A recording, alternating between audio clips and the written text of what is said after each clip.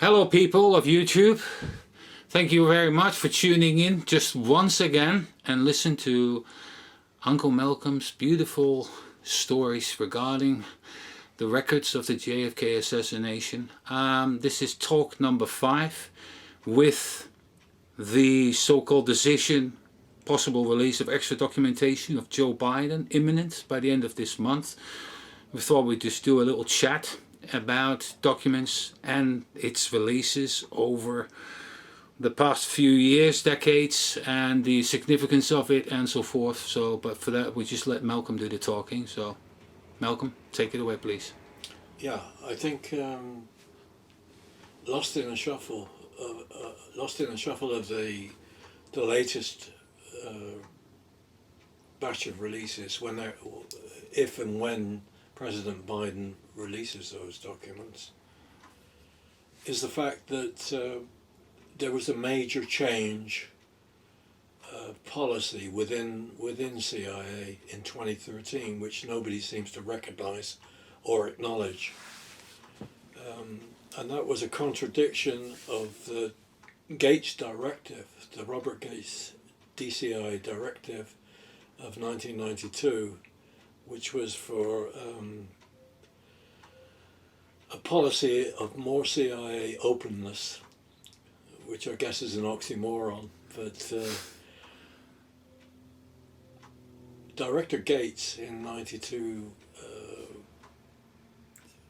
really instituted a fundamental change, which has not been sufficiently recognized, I don't think, and that was to promote within the agency and actually to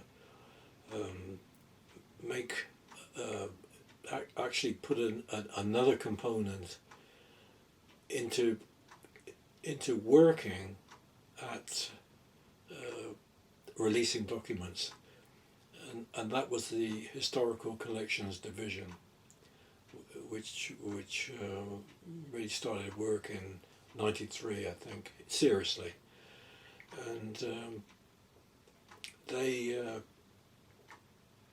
they were given a mandate by Director Gates to be more flexible in regard to document releases. And the Historical Collections Division under J. Barry Harrison and John Pereira were negotiating, and their staff were negotiating, obviously, releases with the Assassination Records Review Board all through the tenure of the Review Board until they went out of business in 1998. That seemed to work quite well, certainly within, if you read the documentation, the ARB documentation, and you read the documentation that was released by CIA, their internal correspondence with the Review Board, the relationship didn't seem that bad. It looked to me as though there was an appreciation that efforts were being made on both sides, and certainly quite a few significant documents were released in that period. And then there was a commitment by CIA, the Collections Division, to continue onwards in regard to document releases. And they certainly wrote a paper which talked about Beyond 2000, and they continued to work at document releases all through the early 2000s, and were continuing on. Then there was a fundamental change of policy in regard to the Historical Collections Division, in regard to going back to their mandate, their original mandate from Director Gates, which was more openness.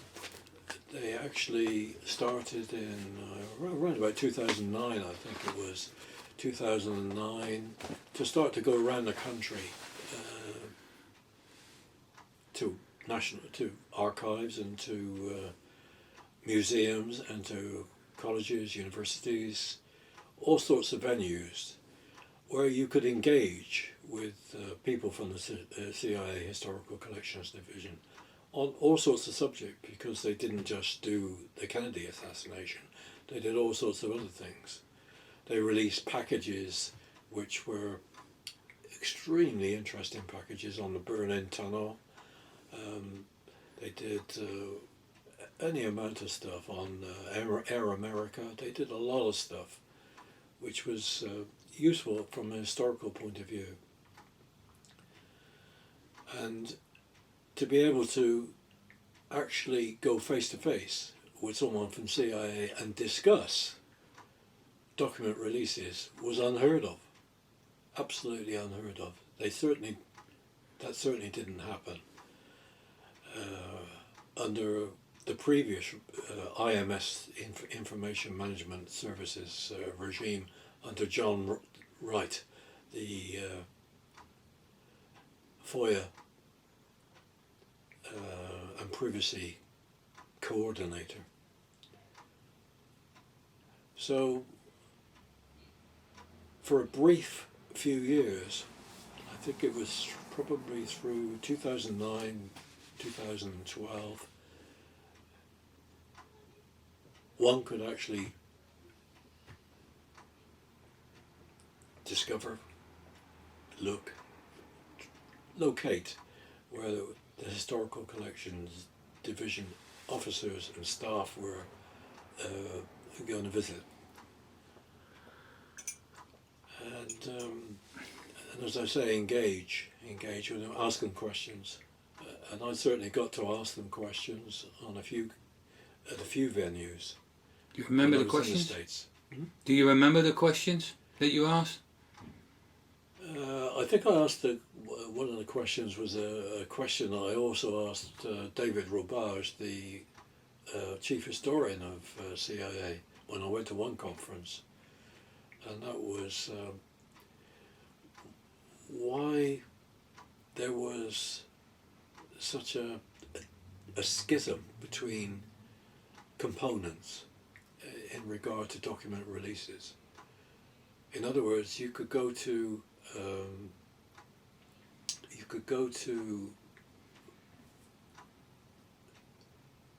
the historians, and they would say, well, yeah, it's okay to release X, Y, and Z.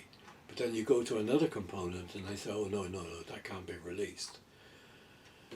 And this was always a difficulty within the agency. I think different components had different readings about different documents at different times, and the Historical Collections Division was attempting to right that wrong. I think they're attempting to continue with a policy which was more consistent. In other words, they could actually release more documents than had been released before under the previous IMS Information Management Services regime. Of course, they ran alongside for a number of years. They were working alongside, being part of IMS themselves. They worked alongside the FOIA office, and but they were always, Director Gates had given them autonomy. In other words, they could do different things. They were their own boss, even within Information Management Services. So it was a jolt in 2013 when, because of a US government shutdown, and the so-called sequestration,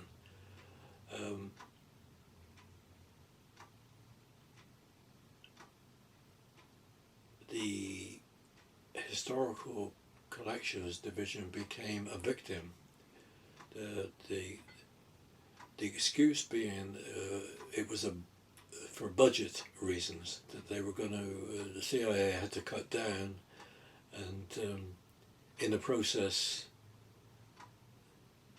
the Historical Collections Division was subsumed within IMS, the Information Management Services Information Management Group, because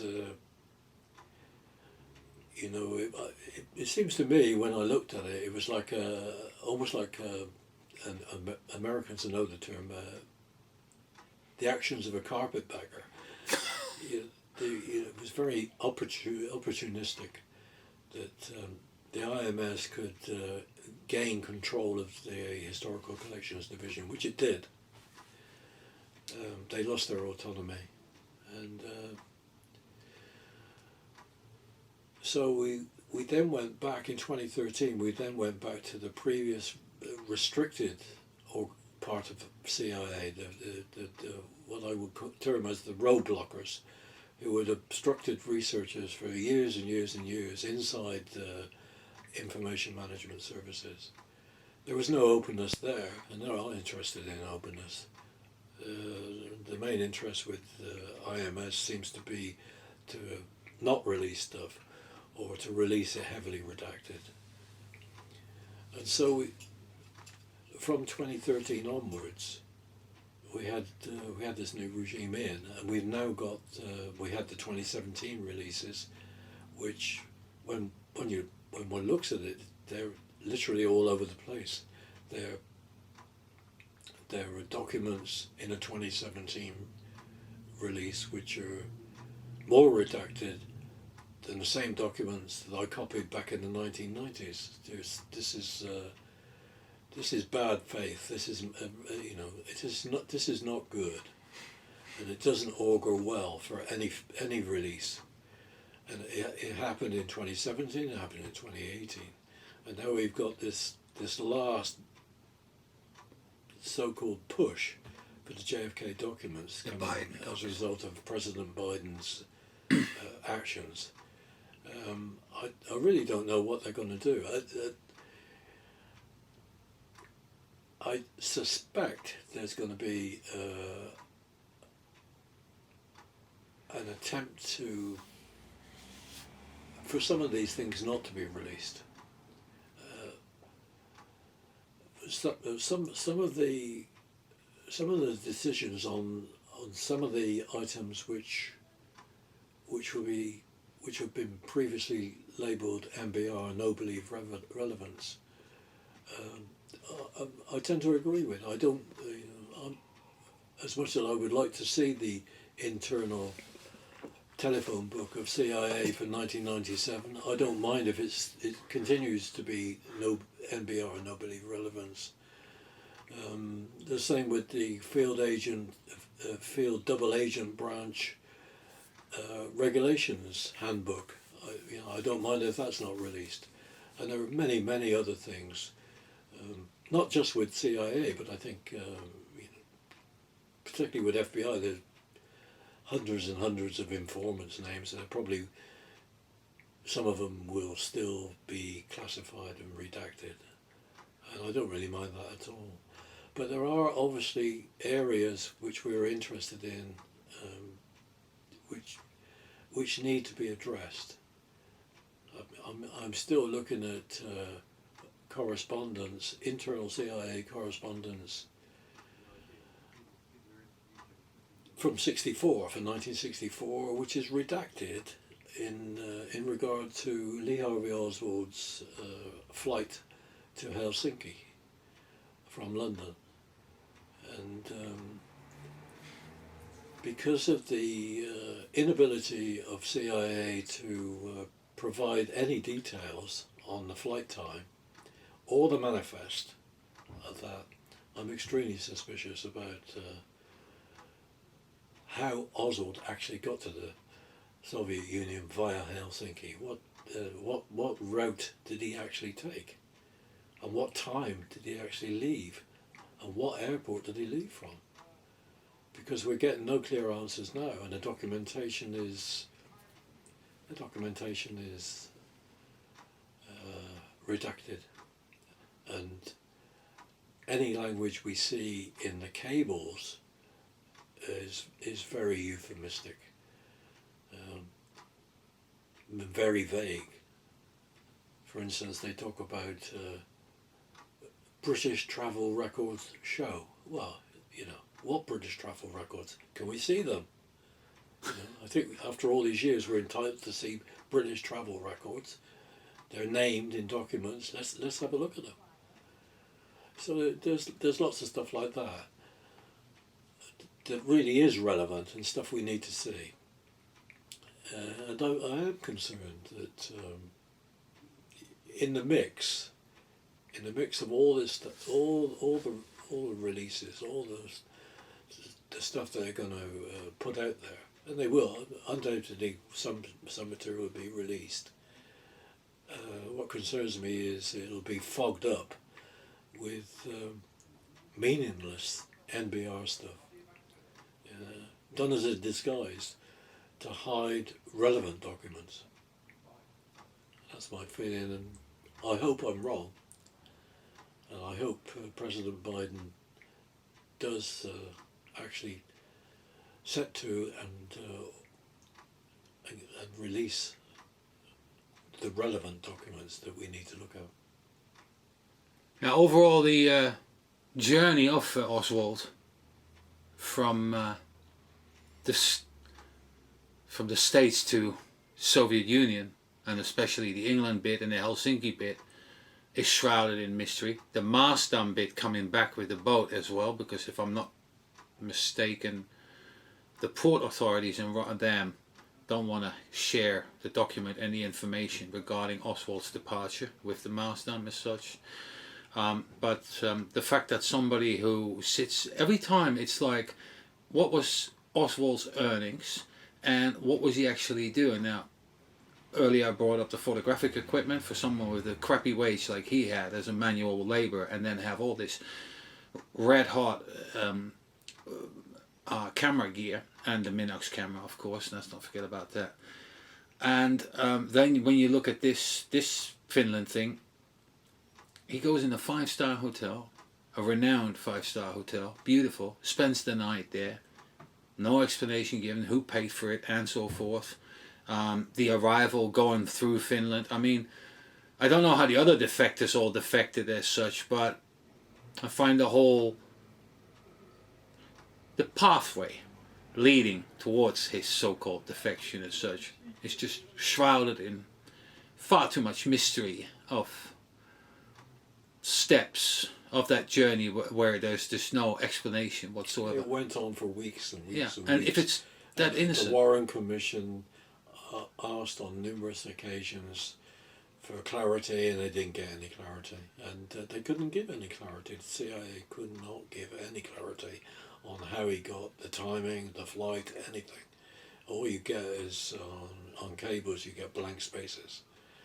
And those documents need to be released.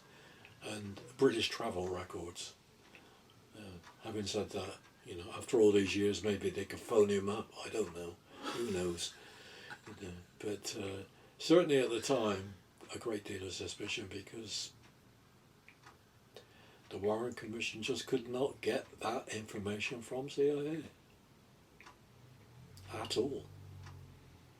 So, but yeah, I mean, there's lots of stuff. You know, it's endless. You know, the endless amount of material. But mixed up in the bag, it's going to be a lot of NBR stuff, genuine, real, not believe relevant stuff. And that was a great, to the Historical Collections Division officer I spoke to in 2012, a high-ranking female officer, and she was adamant that, in her opinion, some of that stuff should never be released. And if you look at the CIA telephone books from '97, she's quite right. That stuff shouldn't be released. But I'm sure there's a lot of other stuff that should be released. I think there's more material that should be released than shouldn't be released because Yeah, of the probably, NPR. yeah, you're probably right. It's a difficult journey, but I mean, it doesn't inspire confidence that the '92 directive, the move to more openness. I don't say CIA was acting in an altruistic way. You know, in a way, they were trying to project a better version of CIA. A more positive version of CIA. And but that, if you accept that, then that's fine. And if it helps towards document releases, certainly the engaging with the public was a significant step. I think it was. Who knows where it could have gone? Had those appearances in colleges and museums and various archives, that could have developed onwards, in a different form.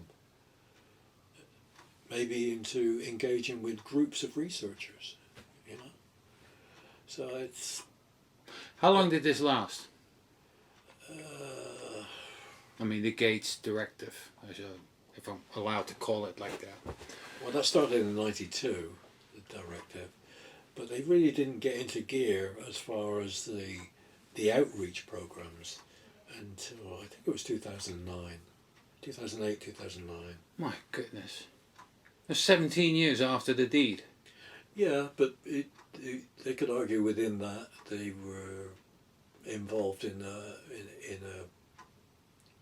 sort of like a better version of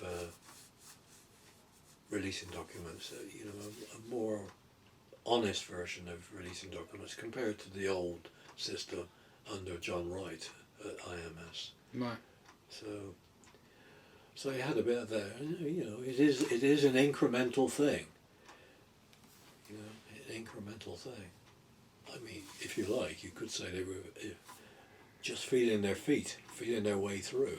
This is a big organisation, and that was a radical step for that outreach program.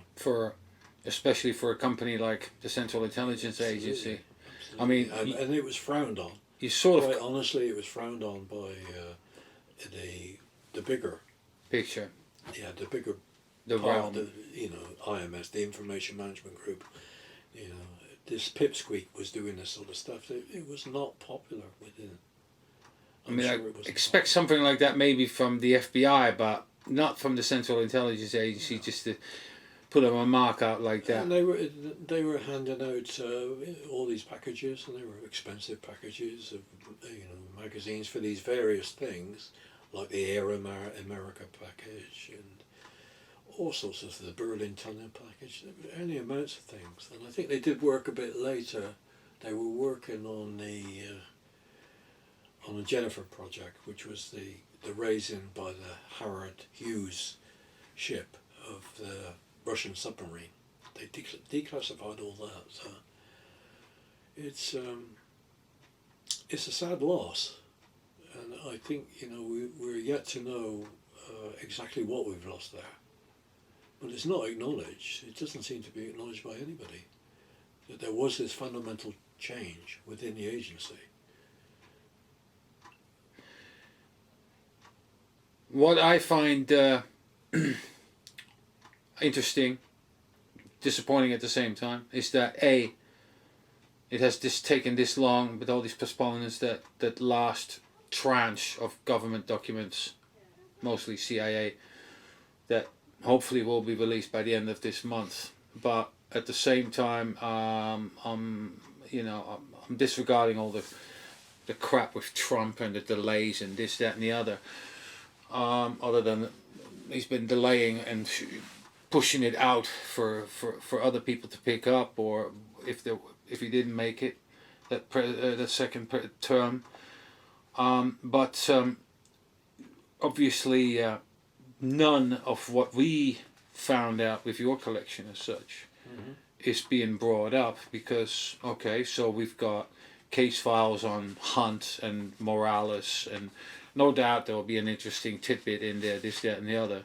But what absolutely is not being brought up is the fact that we found so many documents in your collection that have absolutely no online presence whatsoever. I was really shocked at that.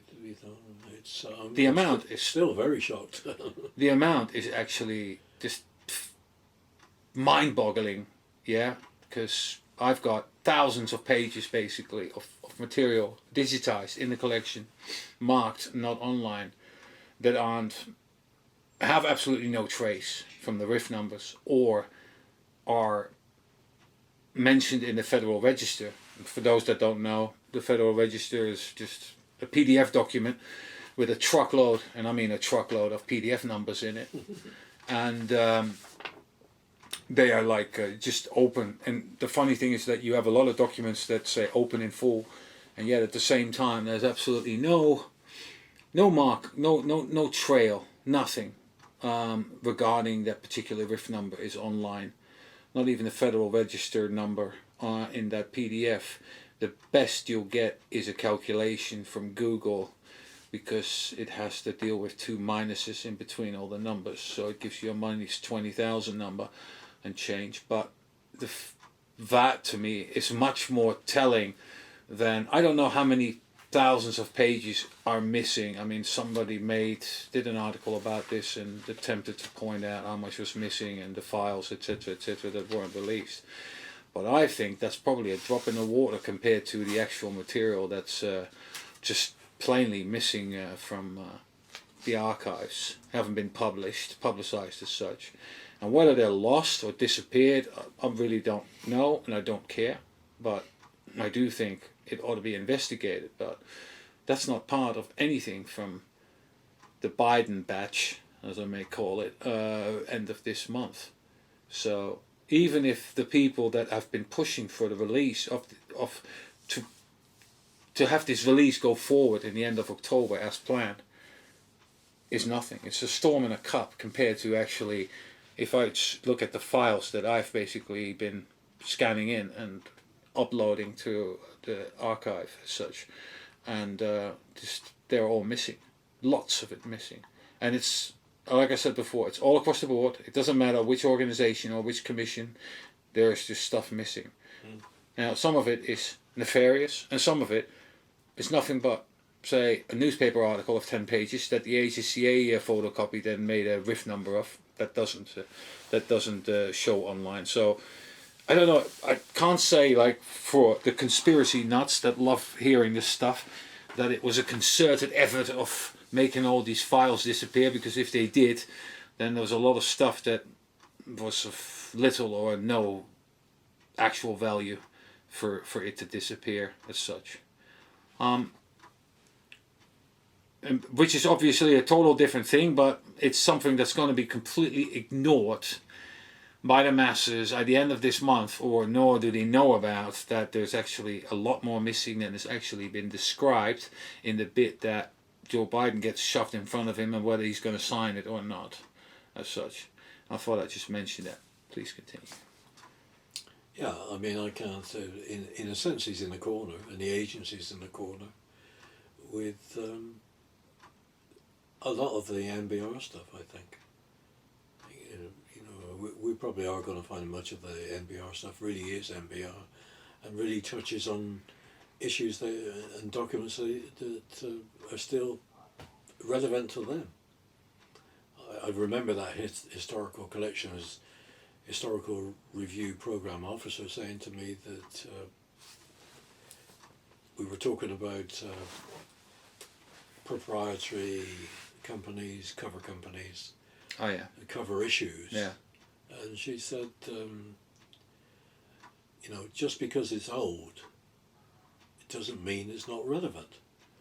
So, and I, to a certain extent, I do accept that. I mean, I think I gave you a document ages ago, which you may have shared with Shane Sullivan. Oh, the Pullover Watch Company. The Pullover Watch Company, which is a gem, really. It's in between the lines, but yeah, it is. It is, because, if you forget about the fact that Belova Watch had a convention at the Ambassador Hotel when Robert Kennedy was speaking that night, just take the dates in that document and it goes right back to the interest in Belova Watch as a cover company. Go back to the beginning of CIA, 1948. That's extraordinary. It just goes on and on and on. So I could quite see where that lady's coming from. You know, just because it's old doesn't mean to say it's not relevant. You know. Oh, I agree. And it seemed to me from a discussion I had with her that quite a lot of the concerns were on that issue, you know, companies, the release of companies, proprietaries, household names probably. You reckon it's in that tranche? I think it's probably in that tranche. Because you've mentioned this years ago to me already, that's what you expected from the releases in 2017, 2018, but it didn't show up. We didn't get them. No, that's an area which is still very sensitive. Well, of course. We can see that on the, you know, in the documentation on the Ramparts article. You know, the Ramparts article we talked about this week, you know, and it's still, I think you looked it up online, and even the later releases are still redacted to hell. Page after page after page of redactions of the companies that CIA had an interest in, companies and corporations, and, you know, foundations and all sorts of stuff. So it's an ongoing process trying to discover, find one's way into that stuff. It's very difficult. Yeah. Very difficult. No, It's also a long way from Dealey Plaza. But ain't that the truth? Yeah. What's the relevance here? yeah, what's the relevance? Yeah, that's right. Well, yeah, they could hide that under NBR, obviously, unless there is evidence of one of these but companies. you see, where it becomes not NBR is when you get something like the Belova Watch Company having a convention, and we know that they have a relationship with CIA. And then RFK. RFK gets assassinated the night, or during a period that Belova Watch have a convention at the Ambassador Hotel.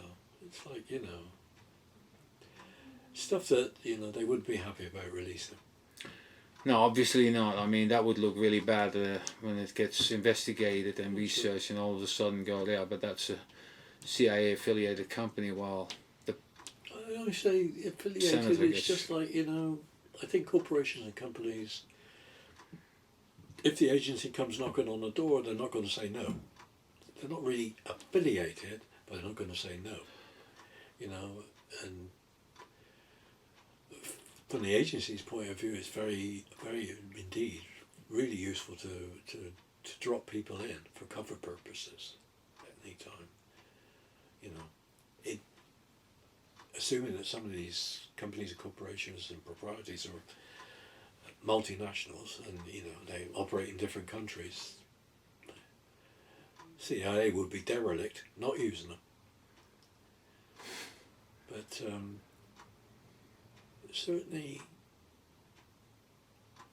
back to 63, I think it would be quite interesting to see some of the connections. You know, the book, the Garnis book on Scorzini goes into a lot of these front companies and proprietaries, the stuff that Scorzini, Garnis calls the Scorzini network, and that's fascinating to watch that. I mean, that's one.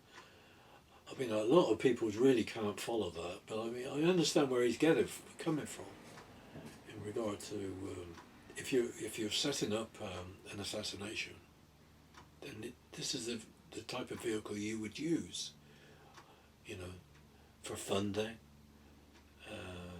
for moving people around, for hiding people. Yeah, I can see that. Yeah, Uncle Otto is a very interesting person, if I have to say. I mean, say so myself. Well, let's put it this way, Bart. He's the last person I would want to meet in a dark alley.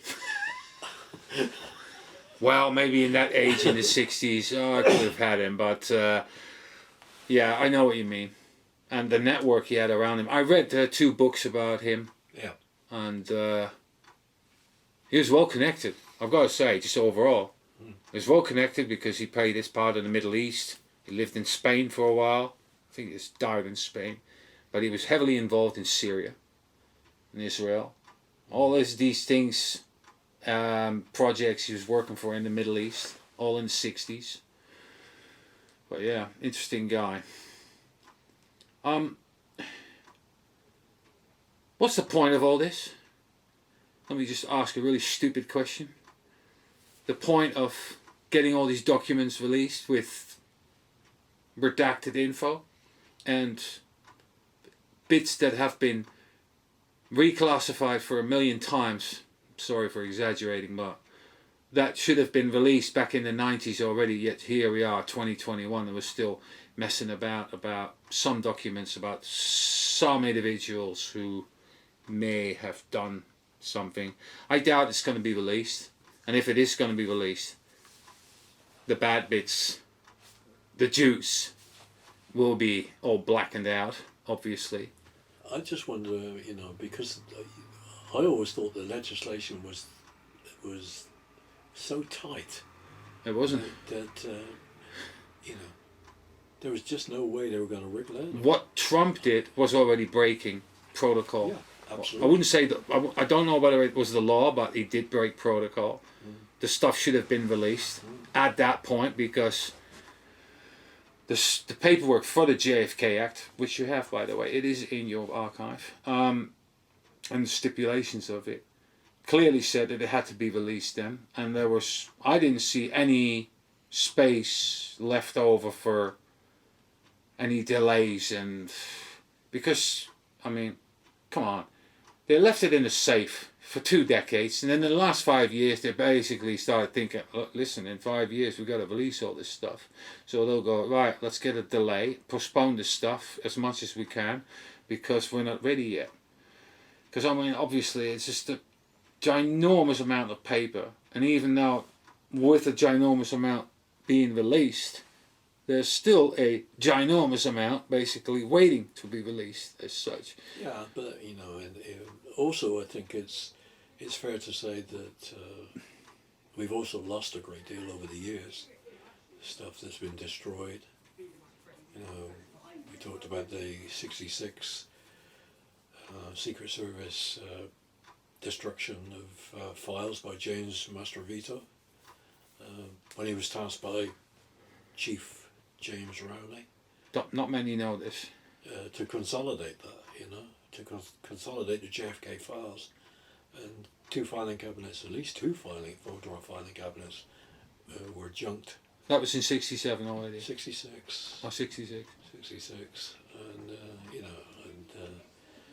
he's very honest when he speaks to the Assassination Records Review Board, because he says he found a jar with labelled part of President Kennedy's brain, and then when they ask him, when the review board people ask him, what did you do with it? He said he flushed it down the toilet.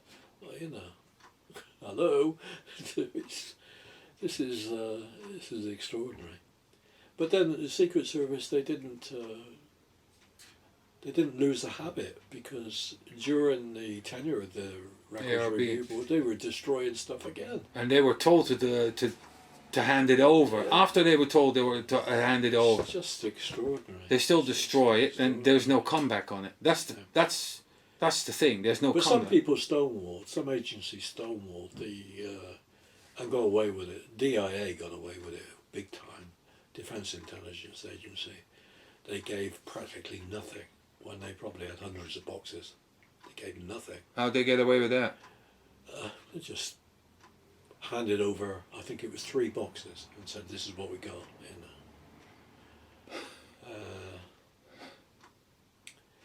how that was a proper search for JFK records, I don't know. And then we had US Customs, of course, and the destruction. When the staff attorney, I think Ron Harron, talked to US Customs about their files, it was very strange. It was like, well, they went into a warehouse here, somewhere in Texas, and nobody. They've probably been destroyed. I mean, it's just a tremendous litany of destruction we've got. It's just endless. I tried to tell Jeff Morley this recently. It's endless, absolutely endless. Have we got anything left at all? I just don't know. What about FBI? I think less so. I think I mean, the problem with the FBI is the sheer volume. 300 boxes? It's Or? the stuff at the National Archives is like, I don't know, 800 to 1,000 field office files, and then you've got all the other ones. They've got lots of other boxes of individual files, headquarter files, on people that we were interested in, George de Marshall, the Paynes, you name it, anybody in the case, they've got boxes of files on. So, but with them it seems to be, with the Bureau it seems to be informants. They're concerned more about informants, sources. There's a lot of redactions on those. But there again, there's a lot of stuff that was never followed up, because particularly when you looked at the original early JFK reporting coming out of the FBI, it was they had witnesses they just didn't follow up on. It was like, they would write on it, no lead, in other words, don't follow up. Or then you would get something from headquarters, UACB, do not follow up unless authorised from the Bureau, So we had all that stuff, and then you had the FBI denying them the fact that an espionage file existed on Oswald, when in 1959, when he defected, there was a flash message sent to the espionage section. They released that, so they tell you there's a flash message, there's a defector. If they didn't have a file on Oswald, and I suspect they had one before he defected, they would have had one then when he defected, because that's what the flash message says. And that's the 65 Files. Yeah, the espionage files. There, okay, 65 relates to espionage. Yeah. What's so special about these files? Those files are, they've released a few belonging to different people. I think they've released on William Gourdet, espionage files on him, because obviously he worked for CIA as a contract agent, and in different countries. And what you see on the page is just almost every page is completely full. There's hardly any space at all on the page. In other words, they throw everything into those files. They're masses and masses of information in espionage files, in great detail. How deep did you go into all these hundreds of boxes of the FBI? How much did you see in the end? Percentage-wise, or whatever number you can... Ooh, that's a difficult one. Quite a lot, I think. Did you see half of it? Have you got my hard copy finding aids? I've got a bunch of finding aids, but because on a lot of those, it's the FBI set. I would mark that I've actually seen them. Okay, I'm going to have a look at that. Yeah. That would be a good way, because if you ever get back there, there'd be where to cross. There'd start. be a cross next to them or a tick. Okay. Yeah. And those 800 boxes, that's just JFK related, isn't it? It's not other bits. It's just JFK Assassination. Yeah. Assassination. That's an insane amount of stuff. Yeah. No wonder you can't get through all It's that. field office stuff. Yeah. And some things, many things are duplicates. So a lot of things were duplicated throughout all the field offices. At 48 field offices. So it's a lot of material. Okay. Yeah. This is I've got paper on my lap which is to do with a senior CIA guy called Charles Briggs. And he wrote a memo on the 29th of October 1999, which was JFK and the Declassification Project, Office of Information Management. The JFK Declassification Experience. And he goes on to go over quite a few pages discussing the experience and lessons learned by CIA. Mm. I mean, on his final page, page 10, 26, conclusions. The JFK project cost far too much, took far too long, produced no information to change the conclusion that Oswald acted alone. But it did make available to the public previously withheld operational material to negate what DCI Gates had called the most heinous of conspiracy theories. That CIA was involved in the assassination of the President of the United States. The resource impact was a function of the unique requirements of the law, the crash nature of the initial release, the National Archives' decision that every duplicate must be reviewed and indexed as a unique document, less than satisfactory indexing contributed to inadvertent releases and time wasted in checking for consistency in the handling of duplicates. Problems in determining the cover status of retired employees and stonewalling. Oh, there you go. So there's just one little paragraph, and it's a very interesting bit. In number 25, he talks about the eventual development of a credible association with the JFK ARB, and he talks about the patiency and diplomacy of the Historical Records Project Officer Barry Harrelson, the presence on site of the Directorate of Operations team, without whom this exercise could not have been completed. And he says, ironically, as is so often the case, when an individual or group is between a rock and a hard place, as the DO team was between the Director of Operations desk officers and the Information Review Officer and the HRP reviewers, there were allegations of their having been co-opted. This is the internal stuff. Both the Director of Operation team and the Historical Review group were seen at times as the enemy. That kind of in-house idiocy needed instant squashing. So can't be much clearer.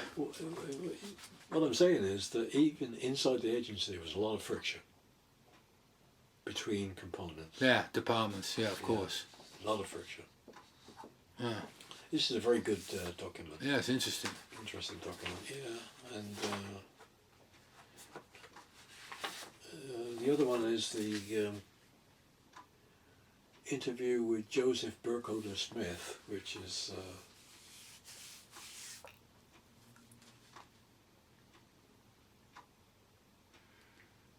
which I got and copied in 1990. I think I got it in 1997.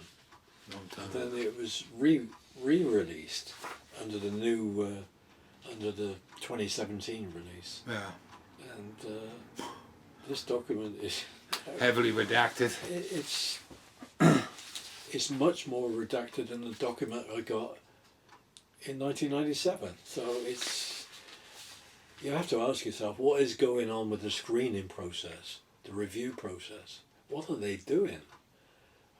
What are they doing redacting documents? Like you said earlier, either they don't know what they're doing, or they're just, how do you say that? Malevolent? Malevolent. Yeah, malevolent. They're either malevolent, or they just don't know. They're not up to date with the material. And just... You know, I just wonder sometimes whether they've got new people in and the institutional memory of the agency's gone. You know, the people they used to rely on, Yeah. the old timers. I know. Yeah, you put somebody 30 years old in this thing, then go... Phew, and they just see one element and go, well, that's a no, but without looking at context. And But maybe I think you made a good point that, you know, is this subject to algorithms? Are we looking at the collection and the documents being put through a technical process? we must not forget that everything we do in our households, well, I wouldn't say everything, but what people have when it comes to equipment, technical equipment, comes from defense first.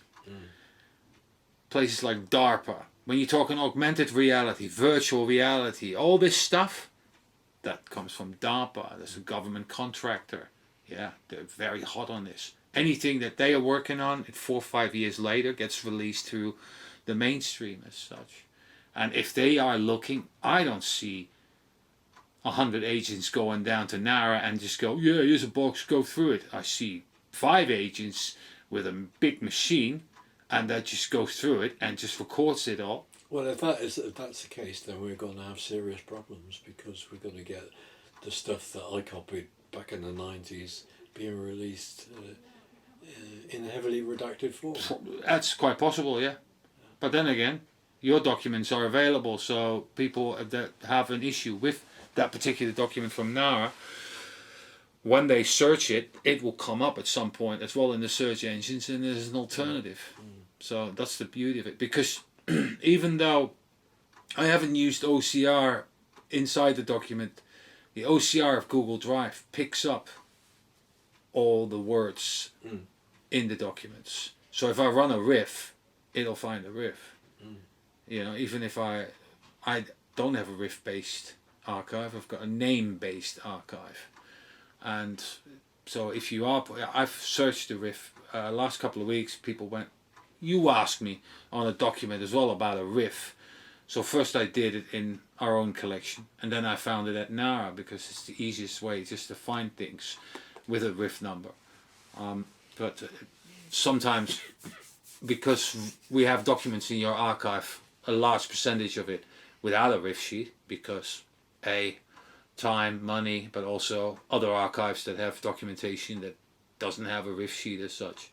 So I just had to find a law of averages approach, and I thought, you know what, I'm just going to put the most important names in the title of the document to make sure they get picked up. Now in hindsight I can say, but if it's in the document, it will get picked up anyway. It was just a safeguard that I put in place 2-3 years ago.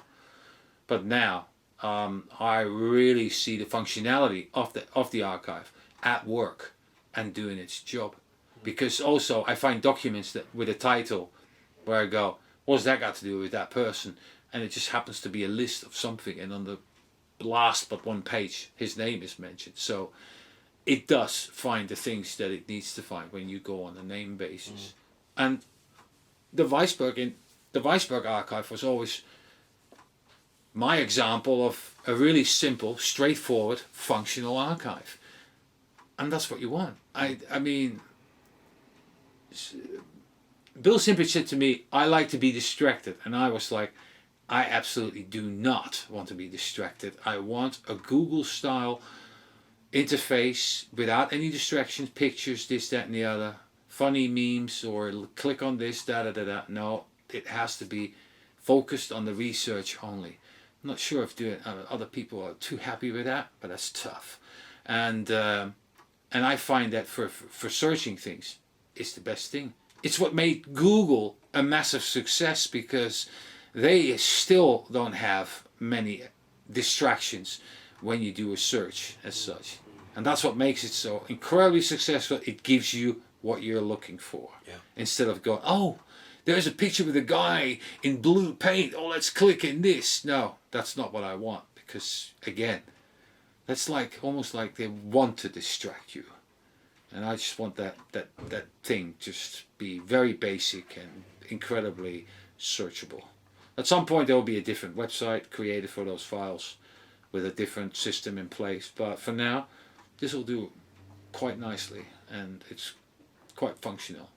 So, and you know, the people will find out in end of November when it comes out, and they can all have a good go at it, and I'll just await the feedback from a group of people. And if you separated the archive, like you've got Harry's archive and then you've got oh yeah, archive.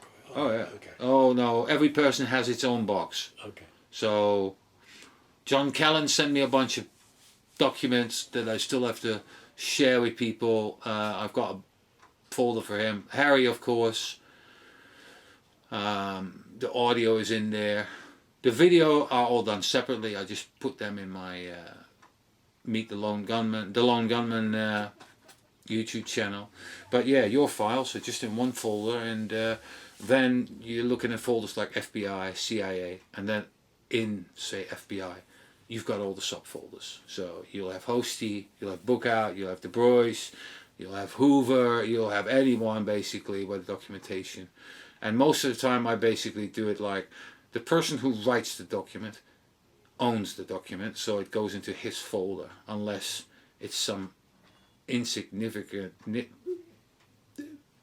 idiot that writes a letter and I don't have a folder for him. So then I say, oh, he writes a letter to Hoover, so I'll just put it in the Hoover folder as such. Yeah, I think it works well, and I think it's going to surprise a few people on the amount of information with whatever subject there is available for people to look at. The only thing is what we need is interest, and people have to have the balls to do so and say, okay, I'm going to put my book aside and now I'm just going to see and try and read this document. I mean, it can be intimidating for some people. All of a sudden you get all these different letter types and documentation and scribbles on it. But for starters, if I were to go through that stuff, just focus on the body of the material. For starters, just read the message, what it says as such. You don't have to know, oh, this scribble belongs to this person and he did this, that and the other, because that's quite deep and that will take a lot of time. I mean, that's my thing. I've had to, from a time management perspective, I've always said, scan it in, get it over and done with, and recognize it, just mark it with what it is, the date, this, that and the other, and move on to the next one, because there was always the deadline of papers being moved and so forth. So I always thought this is tantamount to get it recorded and digitized, because I can always title it and store it at a later date. The bottom line is I've got it covered. I've got a good digital copy of it, or actually 3 digital copies of it, and I don't have to worry about this document disappearing, or it can disappear because I've got plenty of copies of it as such. That was my main idea, and so far, yeah, it's doing alright. It's just a lot. But yeah, I think people will be surprised in the amount of documentation that is just not online. That's just that's the biggest surprise of the whole thing. And I know that Joe Bax has done some really valuable work. He did the other day he did a document on Facebook where he showed the original, the redacted form from the 2017 or 2018 tranche of document. And then there's the document that you basically pulled out a few years prior. And there's at least 80% less redactions on it as such. This is just, I'll send it to you. But it was just really surprising. And for the listeners at home, basically, there's about, in the whole collection, there's only about half a dozen documents that are like that have been reclassified after Malcolm picked it up from the archives as such. But there are important documents to point out that there has been some element of reclassification going on after or just before the actual releases as such. And I remember Morley writing about it. He wrote about it in 2015 and 2016 about all these matters as such. So that was actually a good introduction to all the shenanigans. Well, CIA related shenanigans as such. So. Yeah, I mean, it's, for me, it's like there is an element within the agency which doesn't seem to act with good intentions, whereas, and that's the information management group, information management services, which are now in charge of the process of getting documents released. In comparison with that, the historical review group, historical review program, historical collections division, 3 names really for the same outfit, and who were attempting to be somewhat impartial in their releases. In other words, they were trying to play fair. They were trying to get documents released. And they paid the price. In 2013, they paid the price. They lost their independence. They lost their freedom of action. And now we're having to deal with the aftermath of that. Yeah, I mean, I don't think a lot will come out of it. I hope, but I have high hopes, especially after the releases in 2017, 2018, and the way it was done. You need someone like at the Black Vault, where they basically start indexing and OCRing the documents. The archives did a terrible job with that. Also, when it comes to descriptions of documents, I mean, the only thing you knew was whether it was an FBI or a CIA document, and that's about it. And it was, thankfully, to the Black Vault that they started to use technology with the documents and basically use OCR, that's object character recognition technology, to find the words and get them as such. It was a complete mess. That element of just, which would have been a small thing over the years that they have been working with this stuff, to add it on and not doing it, and in a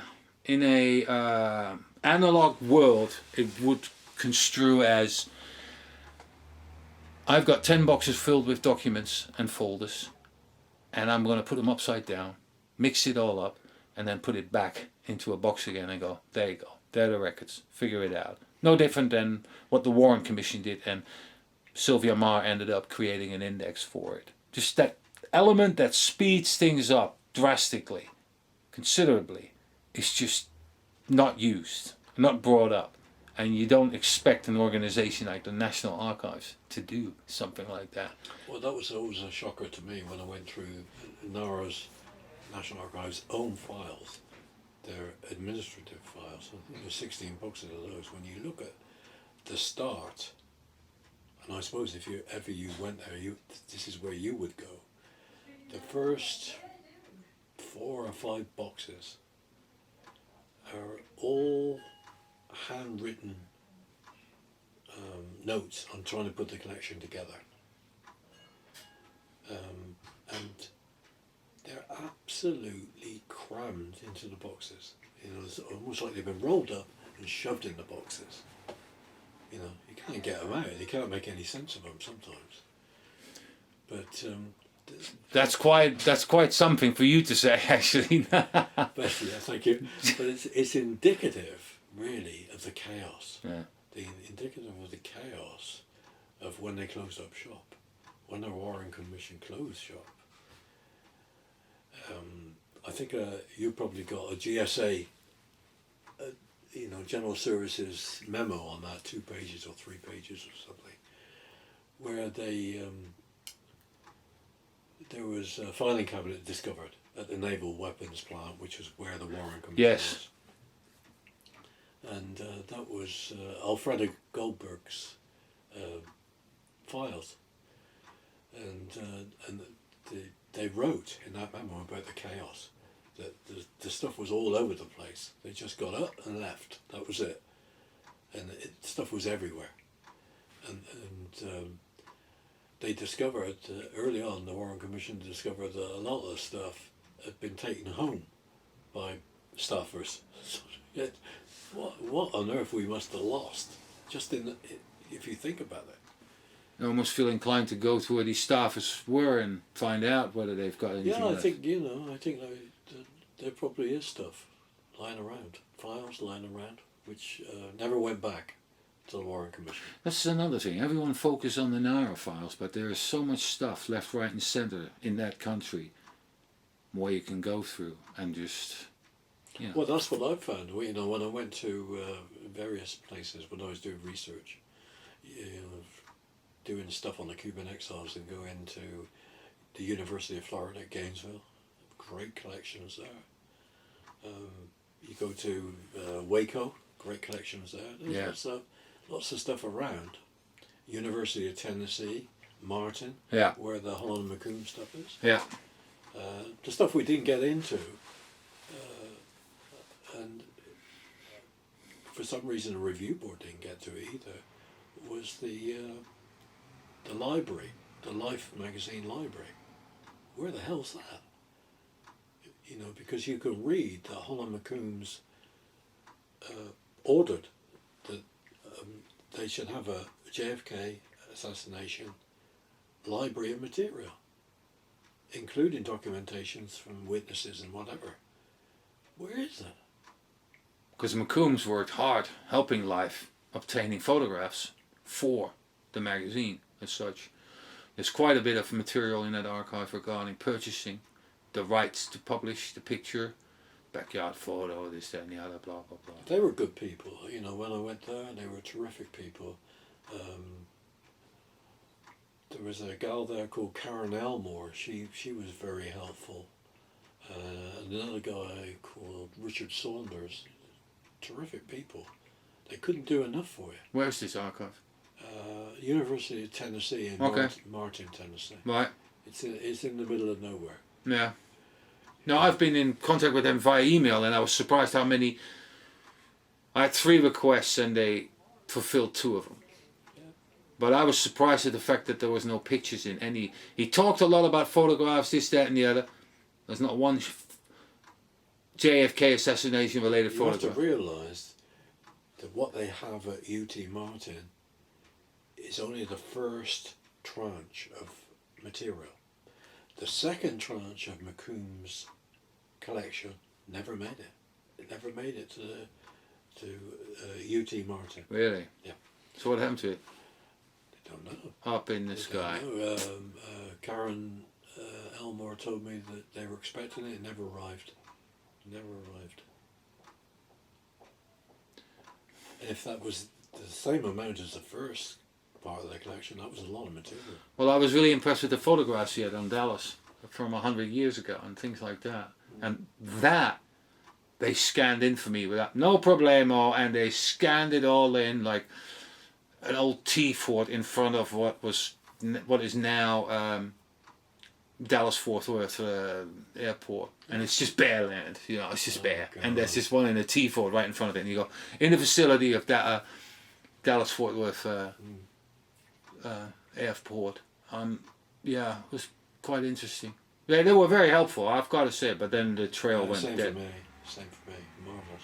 After a while they just go, see you later. But yeah, no, but I find outside Nara there's a lot of material to be had. I think you're right, and people on the other side of the fence have very good suggestions about where to look. I think somewhere in the files I have on Max Holland, which his correspondence with the Assassination Records Review Board, it gave a long list of private collections where you could find JFK stuff. So like even in people that the other side of the fence, you do get useful information. Yeah. Yeah.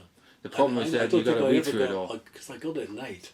I don't think I ever went down that list physically. You know, it's almost too late. If it had been a few years earlier, I would have gone round. Done a little tour. Done a little tour. Well, on that note, gonna call it a day, and until our next recording, thank you very much for watching. Please subscribe, leave a comment, whatever you want to do. Thanks a lot for watching, and we'll see you for our next talk, hopefully later this month or early next. Until then, bye bye.